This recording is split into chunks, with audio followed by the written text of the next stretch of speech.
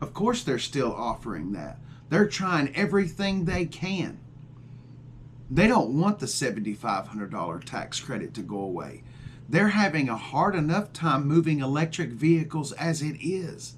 You know, I've made a lot of videos recently about $102,000 F-250s, $98,000 F-250s, $107,000 F-250s. They have to pay for these electric car losses. I've been doing a lot more research than that. Ford and General Motors needs this tax credit. Almost every car they offer has an electric variant. Of course they want this to keep going. This is real bad because the government's still pushing this, which means in 2027 and 2028, those same F-250s will be 120 and 130. They're not going to carry, and General Motors is doing the same thing. I've seen $106,000 GMC 2500. But let's dive in here. Let's see what we're talking about here. The federal EV tax credit expired after September the 30th, but Ford and GM are trying to extend that incentive. Ford is working with dealers on a program to allow customers to get the credit if they lease an EV. GM previously did the same thing, but has since shifted gears. General Motors, that's not enough for them. They got to keep going.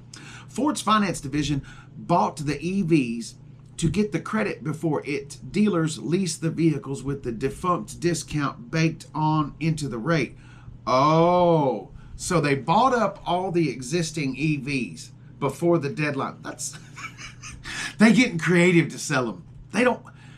The manufacturers, they want to sell cars, okay? And when you have a line of cars such as an EV that's not selling, okay, now some of these lower gas mileage vehicles, that's great, but an EV F-150, an EV Silverado, an EV Ram, nobody wants that.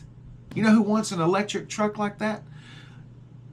Cities and state governments, where they can all get in bed together and they can help out the politicians by running a fleet of F-150 Lightnings or running a fleet of Silverado EVs. Anyway, here, update 1014. Ford is following GM's initiative and is canceling an electric vehicle leasing program that effectively extended the now expired $7,500 federal EV tax credit. Gone. GM will no longer use its finance division to extend federal tax credits.